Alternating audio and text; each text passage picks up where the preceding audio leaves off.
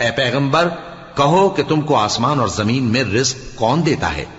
یا تمہارے کانوں اور آنکھوں کا مالک کون ہے؟ اور بے جان سے جاندار کون پیدا کرتا ہے؟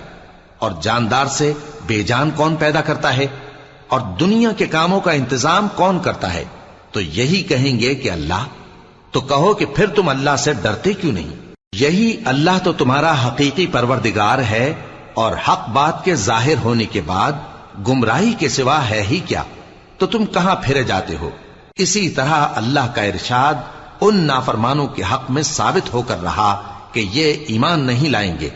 ان سے پوچھو کہ بھلا تمہارے شریکوں میں کوئی ایسا ہے کہ خلقت کو پہلی بار پیدا کرے اور پھر اس کو دوبارہ بنائے؟